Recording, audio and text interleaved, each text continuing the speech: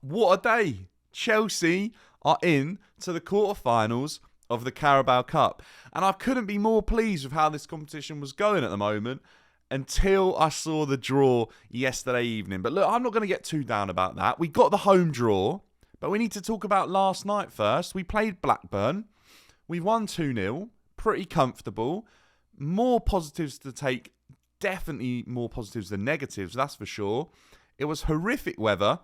I want to give a shout out to Chelsea Fan TV because Alex and the crew were grinding all night in a storm. Let's put it that way. Winds, rains, you name it. No umbrellas really.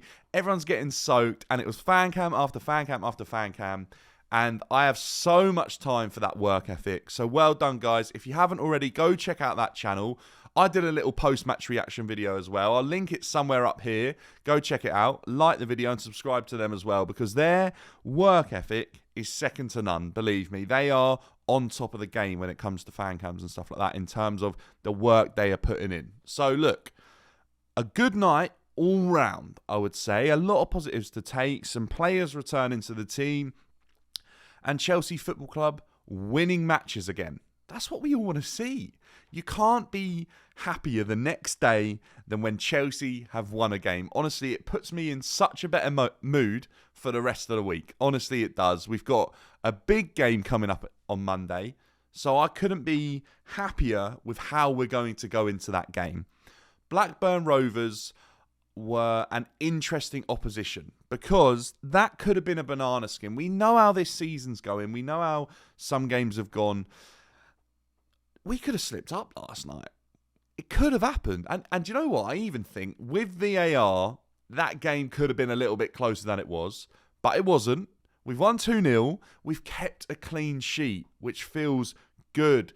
Defensively, actually, last season, that was always one of Chelsea's stronger points. We were pretty good defensively. It's nice to see some players return to the team that aid that defence so much. And last night's defence was almost faultless, I'd say. There was one little mistake from Disasi, one mistake from Sanchez, which nearly cost us. But on the whole, other than that, it was really good. We saw Reece James return at right back, and oh, what a pleasure that is. I mean, he's so talented. He's such a blessed football player, and the Chelsea team looks completely different. It's a big, big transformation when Reece James is fit and available to play football. We all know that. I don't have to tell anyone what Reece James brings to the team, but my gosh, it's a good feeling seeing that guy play again, and I hope he is managed better. It was almost relieving to see him come off when he did, thinking, okay, we might be being smart about it this time. Because I think Poch now will go, we can't let this guy keep getting injured. Let's manage him a bit different to how other managers have tried in the past. I like that. The same with Benoit. Benoit Badiashile returned to the team. And thank God Todd Bowley got in his Lamborghini and went and got him. Because this guy, that's been missed. He was a bit of a shining light last year in a pretty poor season, like I said. And wow, he is a quality centre-back. Everything he does, on the ball, off the ball, is just very, very efficient, nicely done. It's smooth. He's a very smooth operator. I have high hopes for Benoit Badiashile on where he can go within the game and what he can do within this Chelsea defence. Yes, I think there are big questions to be asked. When he's fit, what players are at risk of losing game time? And I think you can go as big as to say Thiago Silva and Levi Colwill are not untouchable. We have 4 centre-backs all playing well who can compete to get into the side. We've also got 2 injured in Chalobah and Fofana, and we've got youth players. This is an abundance of talent at centre-back. It's arguably our strongest area of the pitch, and in depth and quality, I'd say. And I love it. I'm here for it. Having that many centre-backs is great, because next season, if Chelsea can get European football, being able to fight on all fronts with 4 key players in that position feels good. It's what I want to see. I want to see Chelsea have 2 players in every position that are top quality. and that's a great place to start. Moving out to left back, I can't praise this guy enough. Marc Cucurella is the character this guy must have. For like the whole of last season, there wasn't a Chelsea fan that didn't slate him. It was bad. I honestly saw no future for Cucurella at Chelsea Football Club. I just didn't. I thought, you know what, when Poch comes in, he'll have a look around. He might take a favourite to someone else or a liking to someone else, and Cucurella will be out the door. And you know what? On deadline day, I genuinely thought he was off to Man United. And that was his lowest point. He was even going to leave. It got that bad. Then it didn't happen. And then since that night that he played on deadline day at right back, he's been a different player. Mindset, performances, ability. He's so smart. The way he's reading the game at the moment, he's so aware of what's going on. And that just is a stark contrast to what he was doing last season. Marc Cucurella drags players out of position to create space in our attacking thirds. It's so good to watch. And on the ball, some of his passes that he sees, I'll tell you one thing. This guy would have been a monster under Pep Guardiola. Let me tell you that. And I'm happy we got him. But my gosh, would he have been a monster under Guardiola. And I can see why they wanted him. But look, Chelsea have got him. And I don't want to see him not in the team at the moment. He is offering so much more. Look, he's not the goal threat that Chilwell is. But his all-round game, it might be better than Chilly's. But I'm not knocking Chilwell. Two quality players in that position. I don't think we need to go any further than looking at Chilwell and Cucurella in that position. I don't think Maatsen is up to the cut at the moment. I think another loan for him, maybe a Premier League loan, would be really beneficial. I know that's not what he wants, but if you look from the outside looking in at Maatsen, I think a Premier League loan or Premier League transfer would be the best thing you could get right now, because I don't see where he gets in the Chelsea team. Hence why last night we didn't see some of those players that are so-called on the fringes. Pochettino went strong. We saw a midfield in the first half that I thought would control the game. They didn't. If I'm being completely honest with you, I thought Connor's had better games. He was subpar. I sometimes wonder whether you're better resting Connor in a game like that if you can put out a pretty full-strength team. I thought Caicedo would play. I want to see more of him playing. Enzo, yeah, probably good to get minutes back in the tank considering he missed the last one. Agachukwu, I don't have a bad word to say. This guy, every time he's played, has been solid. He's sort of like a player you wouldn't notice, but he's quite mobile. I get more mobile John Obi Mikel vibes from him if you've not watched much of him. I want to see where that goes. The interesting thing with him is what happens with him and Lavia. I feel like they might be similar positions, but look, the midfield first half, it wasn't that great. Considering how much we had the ball and considering where Blackburn were positioned, they weren't in a low block, but they weren't high up the pitch pressing us on every ball. We had a lot of the ball. We had a lot of the ball in front of Blackburn, but we were probably more creative than we've been. There was a little bit more space in behind, which allowed Chelsea to be creative. Our problem against a low block, which wasn't what happened last night, is when there's no space in behind and our speed and our creativity is just lost. We were able to put balls in behind last night and opportunities arose from that. What I will say as well is last night we actually attacked through the channels a lot better. If you imagine where their back four is, we had a player through pretty much every gap, which we haven't had at all times this season. That's really hard to sort of show you without graphics and stuff like that, but it was there. And we actually looked pretty good, and some of the crosses were on, the through balls were on. The key to that at the moment is Cole Palmer. 100%. This guy is so creative. Every time he gets the ball, you expect something to happen. That's how good this guy is. The upgrade from the players we had doing this job for the last few seasons is massive. The comparisons and the superlatives this guy is getting are all deserved. I am looking at a player who is on the level for Chelsea as one of our greatest ever number 10s, Juan Mata. That's the level I'd be putting him at. Without a doubt, if he carries on the way he is, he will be Chelsea's player of the season.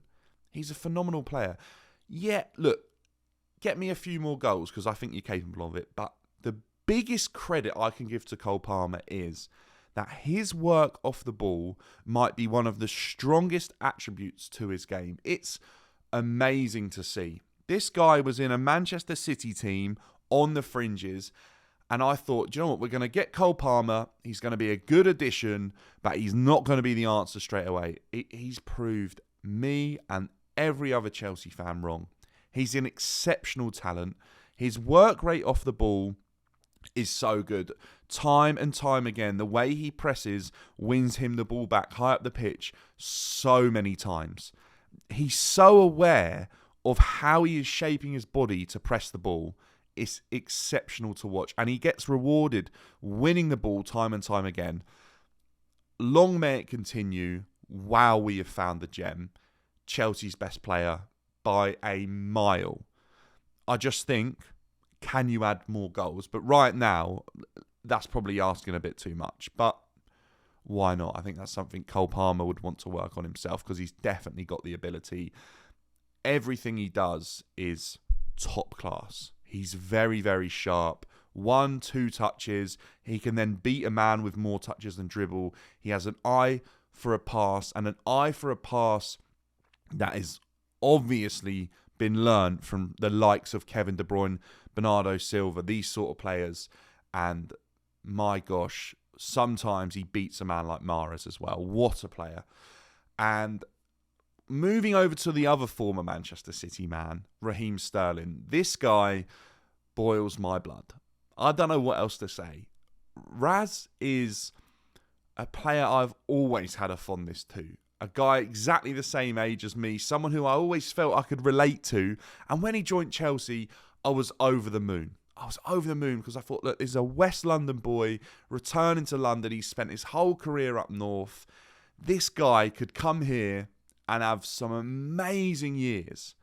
But he frustrates me so much because we are all aware of the talent that he possesses. But for some reason, when Raheem Sterling is out on the left-hand side, his game right now is becoming so indecisive. He'll take too many touches on the ball. He'll stall the play. He'll recycle. And it just doesn't seem like the same Raheem Sterling that we saw at Manchester City. The weird thing is, he got that goal last night, which was taken superbly, by the way. I know some people are saying easy finish. Very, very good goal.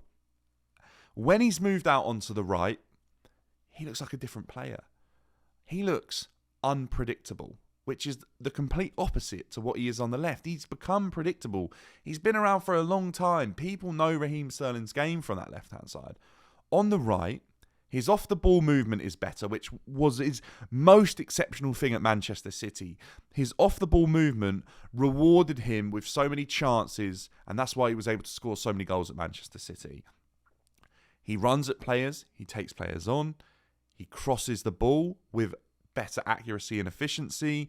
He makes chances for himself on his left foot because players are so scared that he's going to beat him on the outside. He then shifts in to his inside on his left foot and they just don't expect it. He had Blackburn's left back on toast from the minute he switched. It was when Jackson came off. No, it might have been just before that actually. And we went to like a 4-2-4. Gallagher went out to the left and Raheem Sterling went out to the right.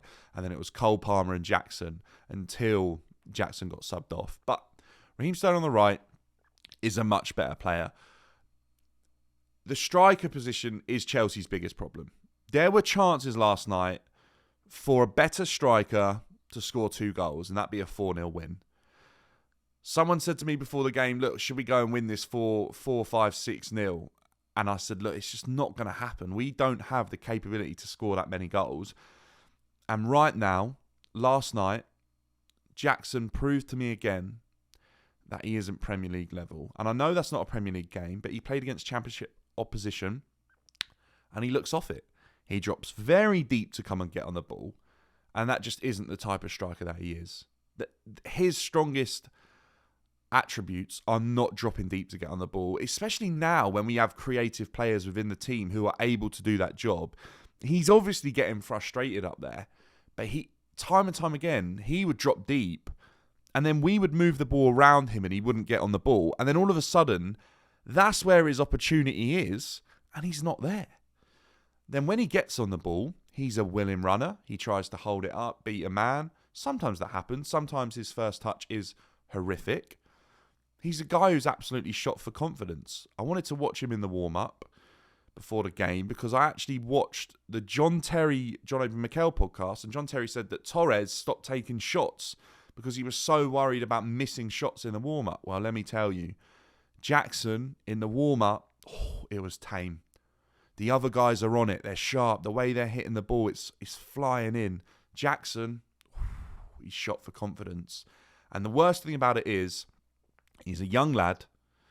He's had droughts before. He had a long time last season where he didn't score goals. But now the pressure's on because he's not at Villarreal. He's at Chelsea. And he is our main striker and he needs to be scoring goals. I don't know if someone else was carrying the burden at Villarreal. But right now, that isn't happening at Chelsea. There's not even really another striker on the bench. And the more and more this happens, the more and more the pressure is being put on Nkunku when he returns. My gosh, he better hit the ground running because the Chelsea fans are just waiting for him to play. I think it's going to be unfair on Nkunku because that guy's going to need time. He's had 2 big injuries. He's barely played any football. And yes, he was top scorer last season, but even then he wasn't fully back to it. So let's see what happens with Nkunku. I'm not getting my hopes up just yet. I think it's going to take some adapting. Forwards at Chelsea don't seem to be hitting the ground running. And I don't know why that is. I don't know whether that's the scouting or what, but Nico Jackson, Poch has asked us to back you. We will try, and Chelsea fans will back you, and the players will back you because Enzo put his arm around you last night to give you momentum and a clap when you were obviously a helping hand, when you were obviously very upset that you were being sent or dragged off at the 75th minute, and Enzo Fernandez ended up going up front instead of you. It must be tough for him, 22 years old. I can't imagine the pressure that he's feeling right now, but he needs to give us something to back as well.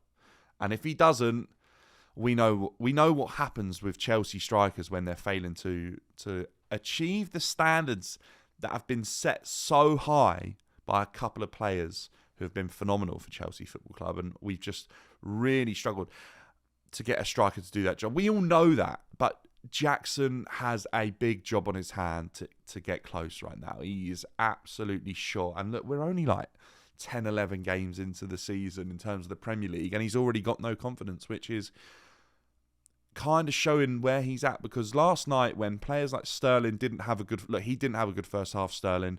Neither did Gallagher. Neither did Enzo, really, if I'm being honest with you. They all got their act together and got better as the game went on. Jackson got worse and got dragged. That's the difference. That's where you notice experience and you notice the level in quality. These players know that they can be better and keep trying. And they did last night. I know that's not happening every game this season. Jackson went the opposite way. Every single time something went wrong, his head kept dropping and the fans' heads kept dropping. It's not a good situation for him right now. Look, Chelsea fans will back him as much as we can. It's a tough draw, Newcastle United. But a home draw, I'm happy with it. Let's see what happens going in to Monday in terms of injuries and stuff like that. If we get a couple of players back, I think we've got a good chance against Tottenham. I'll do a preview for that because I think we're going to set up a little bit differently. Great night. Can't moan. Chelsea win. We're into the next round. And hopefully, Wembley is in our sights. I'll see you in the next one.